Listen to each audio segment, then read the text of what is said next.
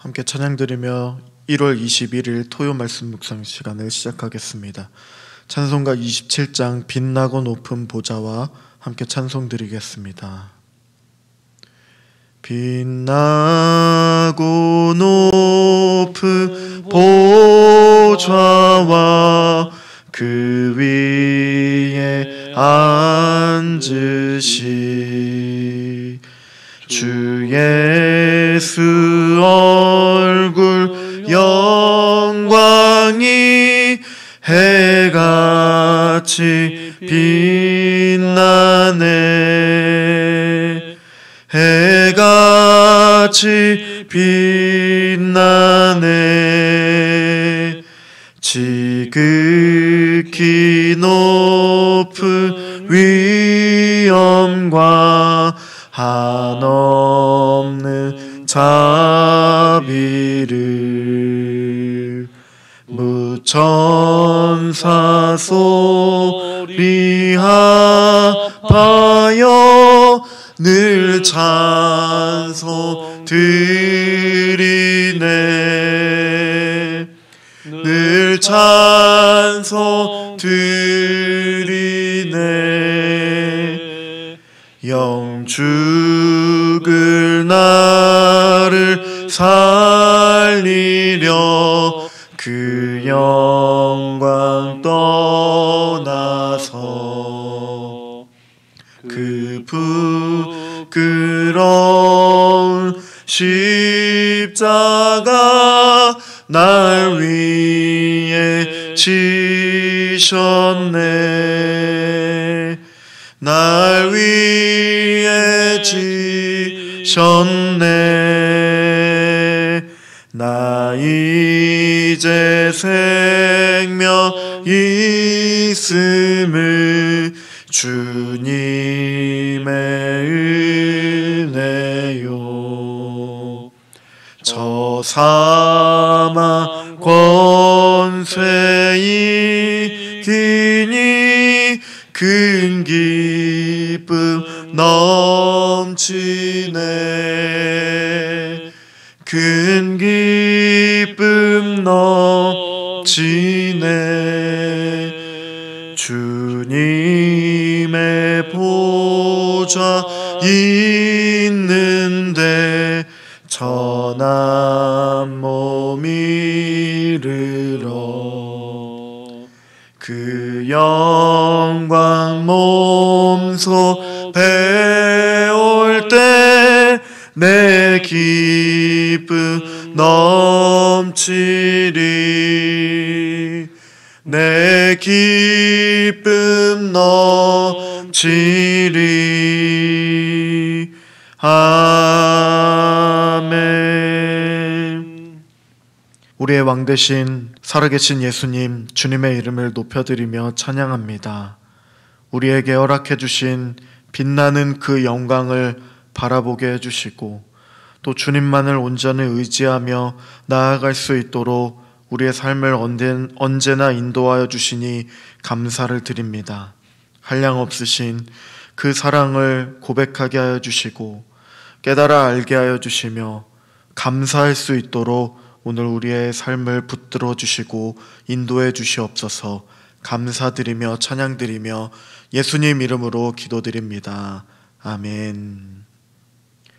계속해서 묵상할 하나님의 말씀은 마태복음 2장의 말씀입니다. 마태복음 2장 1절부터 12절까지의 말씀을 한 절씩 교독하겠습니다. 헤롯 왕 때에 예수께서 유대 베들레헴에서 나심에 동방으로부터 박사들이 예루살렘에 이르러 말하되 유대인의 왕으로 나신 이가 어디 계시냐? 우리가 동방에서 그의 별을 보고 그에게 경배하러 왔노라 하니 헤롯 왕과 온 예루살렘이 듣고 소동한지라. 왕이 모든 대제사장과 백성의 서기관들을 모아 그리스도가 어디서 나겠느냐 물으니 이르되 유대 베들레헴이오니 이는 선지자로 이렇게 기록된 바 또 유대 땅 베들레헴아 너는 유대 고을 중에서 가장 작지 아니하도다. 내게서 한 다스리는 자가 나와서 내 백성 이스라엘의 목자가 되리라 하였음이니이다. 이에 헤롯이 가만히 박사들을 불러 별이 나타난 때를 자세히 묻고 베들레헴으로 보내며 이르되 가서 아기에 대하여 자세히 알아보고 찾거든 내게 구하여 나도 가서 그에게 경배하게 하라. 박사들이 왕의 말을 듣고 갈새 동방에서 보던 그 별이 문득 앞서 인도하여 가다가 아기 있는 곳 위에 머물러 서 있는지라. 그들이 별을 보고 매우 크게 기뻐하더라. 집에 들어가 아기와 그의 어머니 마리아가 함께 있는 것을 보고 엎드려 아기께 경배하고 보배압을 열어 황금과 유향과 모략을 예물로 드리니라. 그들은 꿈에 헤롯에게로 돌아가지 말라 지시하심을 받아 다른 길로 고국에 돌아가니라. 아멘. 아멘. 유대 헤롯 왕 때에 예수님께서 유대 베들레헴에서 나셨습니다. 그곳에 목자들이 다녀갔지만 예루살렘 사람들은 그 사실을 모르고 있었습니다. 그로부터 2년쯤 지난 후 예루살렘의 동방에서 박사들이 그리스도를 찾아왔습니다. 그들은 페르시아에서 별을 보고 그리스도가 태어난 것을 알았습니다. 그들은 오랫동안 그리스도를 기다리는 사람들이었습니다. 이들은 페르시아의 점성술사들이었을 텐데 바벨론과 페르시아에서 꿈을 해석하는 지혜자, 때로는 제사장의 역할도 감당한 사람들입니다. 이들에게 영향을 주었던 다니엘은 믿음으로 기도하여 사자굴에서 살아났습니다. 그로 인해 왕은 하나님을 경외했고 페르시아 사람들도 하나님을 경외했습니다. 그래서 그리스도 메시아가 와서 하나님의 나라를 건설하기를 기다렸습니다. 박사들은 그리스도가 오실 때에 별이 떠오른다는 것을 알고 오래전부터 별을 계속해서 관찰하고 있었습니다. 그런데 어느 날 그들이 그렇게 찾던 그리스도의 별이 떠오르는 것을 보았습니다. 특별한 별의 징조를 보고 예루살렘까지 찾아온 이들은 대부분 박사들이 3명으로 알려져 있지만 사람들은 3가지 예물을 드린 것을 보고 3명으로 추측하지만 그러나 그 박사들은 3명이 아니라 여러 명이었을 것이라는 것이 정설입니다. 그 여러 명의 박사들은 귀한 예물을 가지고 산을 넘고 물을 건너 별을 따라 왔습니다. 그들은 여러 가지 위험, 강도의 위험, 맹수의 위험, 모든 것을 무릅쓰고 먼 길을 밤마다 걸어왔습니다.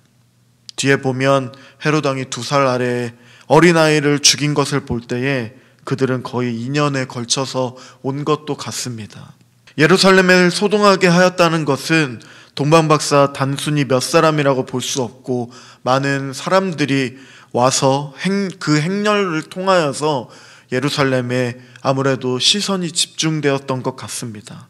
이들은 예루살렘 사람들의 주목을 받았고 이들이 온 이유가 알려지면서 유대 사회를 술렁이게 했다는 것입니다.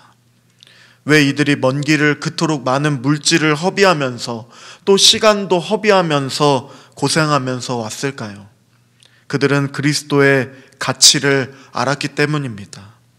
동방박사들은 그리스도에 대한 가치를 알고 자신의 삶을 투자했습니다. 그리스도는 어떤 점에서 그렇게 삶을 투자할 만한 가치가 있을까요? 이들은 헤롯 궁으로 찾아왔습니다. 헤롯 대왕은 에돔 사람으로서 로마의 재가를 얻어 왕이 된 인물이었습니다. 헤롯은 대제사장들과 서기관에게 물어서 메시아가 태어난 곳이, 예언된 곳이 어디인지 베들레헴이라는 사실을 또 알게 되었고 이것을 동방에서 온 박사들에게 전달해 줍니다. 헤롯은 메시아의 탄생이 자기의 왕권에 위협이 된다 느꼈기 때문에 그를 확인해서 죽일 의도를 가졌고 후에 그가 행한 베들레헴의 영화 사륙에서 분명히 드러나고 있습니다. 본문 4절부터 6절까지의 말씀을 한 절씩 교독하겠습니다. 왕의 모든 대제사장과 백성의 서기관들을 모아 그리스도가 어디서 나겠느냐 물으니 이르되 유대 베들레헴이오니 이는 선지자로 이렇게 기록된 바 함께 읽습니다. 또 유대 땅 베들레헴아 너는 유대 고을 중에서 가장 작지 아니하도다. 내게서 한 다스리는 자가 나와서 내 백성 이스라엘의 목자가 되리라 하였음이니이다. 아멘. 헤롯은 이들에게 물었던 것처럼 미가서의 말씀을 잘 알고 있는 이 서기관들, 대제사장들에게 물었던 것처럼 베들레헴에서 태어날 것이라고 이 전달을 한 이후에 박사들은 이곳을 따라 찾아갔지만, 그러나 신기한 것은 예루살렘 사람들 아무도 그곳에 가보지 않았다는 것입니다. 특별히 종교 지도자들도 그리스도가 태어나는 곳을 알면서도 아무도 베들레헴으로도 가보지 않았습니다. 왜 그들이 가보지 않았을까요? 그들이 생각하는 메시아는 정치적인 강력한 메시아였습니다. 그들은 어린 메시아가 자신들에게 무슨 유익이 될 수 있을까 생각하였고, 그들은 좀 더 지켜보자고 생각하였던 것 같습니다. 그들은 그리스도가 영적인 그리스도인 것을 몰랐습니다.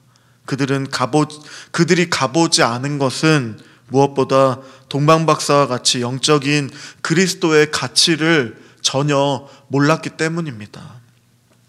그러나 동방에서 온 박사들은 별이 머문 그 집에 가서 아기 예수님께 경배를 드리고 선물인 황금과 유향과 모략을 드린 후에 꿈에 특별한 지시를 받고 예루살렘으로 통과하지 않고 다른 길을 통해서 다시 자신들의 고향인 그곳으로 돌아갔습니다.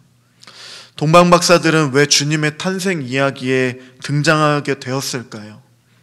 주님께서 온 세상의 구주와 만왕의 왕되심을, 왕으로 또 오신 것을 페르시아의 점성술사들을 통해서 성경은 보여주고 있다는 것은 깊이 생각해 볼 만한 문제입니다. 그들은 희미한 별의 징조만을 보고도 멀리서 찾아왔습니다. 어떠한 위험을 다가온다 할지라도 찾아왔습니다. 희생하면서까지도 그들은 이곳으로 찾아와서 주님을 왕으로 경배했다는 것입니다. 이들도 마땅히 구주가 필요한 죄인들임을 성경은 시사해 줍니다. 주님은 유대인들만의 왕이나 구원자가 아니란 것입니다. 동방의 박사들이 자신들의 학문 점성술인 별을 연구하다가 별의 움직임을 통해서 이스라엘의 영원한 왕, 구원자가 온다는 것을 발견하고 그 왕을 만나고자 이스라엘 땅까지 찾아왔던 것입니다. 그러나 결국 그 왕을 찾은 것이 별이 아니라 미가서의 예언의 말씀이었습니다. 동방박사들의 유대인의 왕이 어디 계시냐 하는 질문에 당황한 헤롯은 그리스도가 어디서 날지 대제사장과 서기관들에게 물었고, 정확하게 미가서의 말씀을 인용하여 유대 땅 베들레헴이라는 것을 알게 되었습니다. 성경의 계시를 이 동방박사들이 유대인들처럼 알지는 못했지만 별을 보고 먼 길을 와서 구주의 탄생을 축하하고 구주를 경배한 동방박사들과 같은 복된 사람들도 있다는 것을 우리에게 알려줍니다. 이들의 존재는 복음에 관한 최소한의 지식으로도 구주를 인정하고 그분을 믿어 섬김으로 구원을 받을 만한 이방인들을 대표하고 있는 것입니다. 또한 헤롯의 베들레헴 영화 사륙은 헤롯의 잔인성만을 보여주는 것이 아닙니다.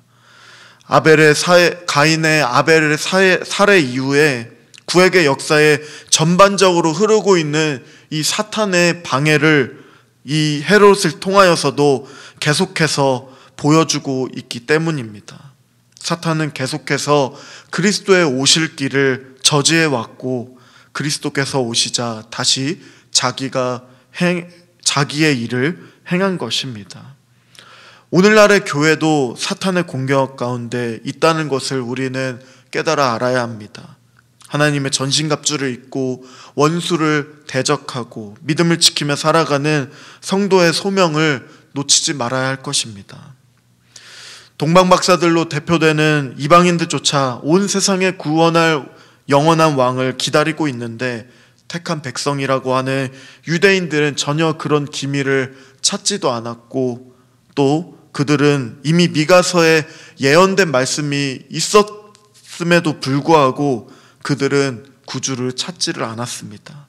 이들은 동방박사들에게 오히려 부끄러움을 당한 것입니다. 오늘날 우리 교회도 우리들도 하나님의 말씀을 가지고 있습니다. 이 하나님의 말씀에 온 세상의 왕이 누구인지, 이 세상이 어떻게 시작되고 어떻게 끝날 것인지, 그 이유가 어떻게 되는지 계시를 통해 우리에게 말씀해주고 있습니다. 우리는 계시를 받은 자로서 날마다 성령님의 말씀을 깨닫게 해주시기를 간구해야 할 것입니다. 말씀을 통해 하나님의 나라를 사모하고, 특별히 왕 대신 예수 그리스도를 통하여 우리가 그분을 온전히 구주로 섬기며, 특별히 하나님을 묵상하고 구주 대신 예수 그리스도를 사랑하고 섬기는 그 안에서 주께서 허락하여 주신 은혜를 누리는 우리 모두가 되기를 소망합니다. 함께 말씀을 의지하며 기도하겠습니다. 기도할 때 하나님, 주께서 허락하여 주시는 계시를 통하여 그리스도가 우리의 왕이 되심을 알게 하여 주심을 잊지 않도록 도와주시고, 하나님의 말씀을 쥐고도 깨닫지 못하는 그런 어리석음을, 또 부끄러움을 당하지 않도록 주님 붙잡아 주시고 인도해 주시옵소서. 진실로 주님만을 경배하며 우리의 왕 되신 예수님만을 경배하며 나아갈 수 있도록 우리의 삶을 붙들어 주시고 우리의 예배를 주관하여 주시옵소서. 이 시간 함께 기도하며 나가겠습니다. 살아계신 하나님, 주님께 감사를 드립니다. 하나님의 놀라운 은혜로 우리가 왕 되신 주님이 어떻게 태어나셨는지를 이미 하나님 구약의 하나님 예언을 통하여서 알게 되었지만, 그러나 유대인들은 하나님을 온전히 생각하지 못하고 구주 대신 성자 하나님 예수 그리스도를 온전히 받아들이지 못했음을 보았습니다. 우리의 삶도 그렇지 않은지 되돌아보게 하여 주시고, 하나님 계시를 받은 자로서 날마다 깨어 있을 수 있도록 하나님 붙들어 주시고 인도하여 주시옵소서.